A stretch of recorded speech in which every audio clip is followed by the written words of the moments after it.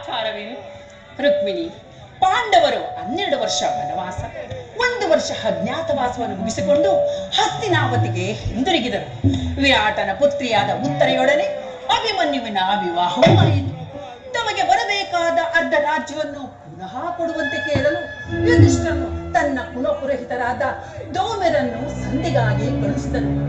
ಆದರೆ ದುರ್ಯೋಧನನು ಸಂಧಿಗೆ ಸಮ್ಮತಿಸಲಿಲ್ಲ. ರುಕ್ಮಿಣಿ, ಯುದ್ಧವೇನು ಅನಿವಾರ್ಯವಾಗಿ ಒದಗಿ ಬಂದಂತಿದೆ. ಪುನಃ ಯುದ್ಧ?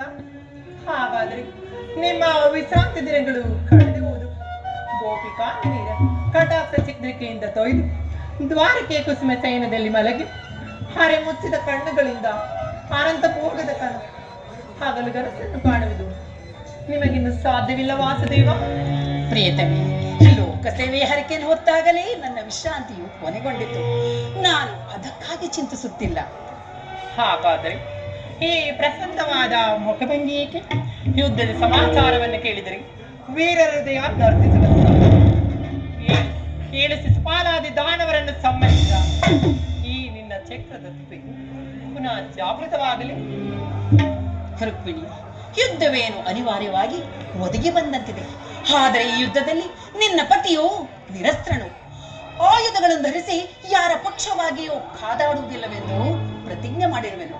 ಹಾಗಾದರೆ ಈ ಸೈನಾಗಾರದ ಹೊಸ್ತಿಲನ್ನು ದಾಟದಿರಲು ಒಂದು ಅನುಕೂಲ ಕಾರಣ ದೊರೆತಂತಾಯಿತು. ವಾಸುದೇವ, ನಿನ್ನ ರಾಜನೀತಿ ಕೌಶಲ್ಯವನ್ನು ಈಗ ತಿಳಿದನು. ಇದು ಪರ್ಯಾಪ್ತವಲ್ಲ ತಾನೇ?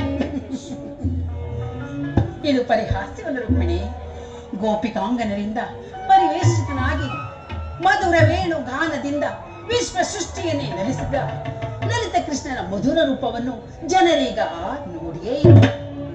ಕಂಸ ಶಿಶುಪಾಲಾದಿ ದಾನವರನ್ನು ಲೀಲಾ ಮಾತ್ರದಿಂದ ಸೆಳೆದ ಅವನ ಪ್ರಚಂಡ ಹಟ್ಟಹಾಸದಿಂದ ಜಗತ್ತಿನ ಹೃದಯವು ಈ ಸಾರಿ ಯುದ್ಧವು ಪ್ರಾರಂಭವಾದಾಗ ಇವೆರಡರಿಂದ ವಿಭಿನ್ನವಾದ ಬೇರೊಬ್ಬ ಕೃಷ್ಣನ ನಾನು ನಿರಸ್ತ್ರನು. ಕುರುಕ್ಷೇತ್ರ ಯುದ್ಧ ಸೂತ್ರವು ನನ್ನ ಕೈಯಲ್ಲಿ ಚದುರಂಗದ ದಾಳಗಳಂತೆ ದರ್ಭಾಂಧ ಕ್ಷತ್ರಿಯ ವೀರರನ್ನು ಇಲ್ಲಿಂದಲ್ಲಿಗೆ ನಡೆಸುವನು. ಶಸ್ತ್ರಾಸ್ತ್ರಗಳ ಪೌರುಷವೇ ಪರಮಾವಧಿ ಎಂದು ಜನರೀಗ ತಿಳಿಯುವುದು. ನಾನು ಅಜ್ಞಾನವನ್ನು ಹರಿಸುವನು. ಮಾನವನ ಆತ್ಮಶಕ್ತಿಯು ಶತಕೋಟಿ ಶಸ್ತ್ರಾಸ್ತ್ರಗಳನ್ನು ಪರಾಭವಿಸಿ ವಿಜಯದ ವೀರಭದ್ರ ಪೀಠವನ್ನು ಏರಬಲ್ಲದೆಂಬುದನ್ನು ಜಗತ್ತಿಗೆ ತಿಳಿಸುವುದು. ಸತ್ಯದ ಚಿರಪ್ರಕಾಶದಿಂದ ಜಗತ್ತನ್ನು ಬೆಳಗಿಸುವುದು. ಕುರುಕ್ಷೇತ್ರ ರಕ್ತ ಪಳೆಯದಲ್ಲೂ ಸಹ ನನ್ನ ಕೈಗಳು ಸ್ವಚ್ಛ ಹಿಮದಂತೆ ನಿರ್ಲಿಪ್ತವಾಗಿ ಬೆಳಗುವುದನ್ನು ನೀನೇ ನೋಡುವೆಯಂತೆ.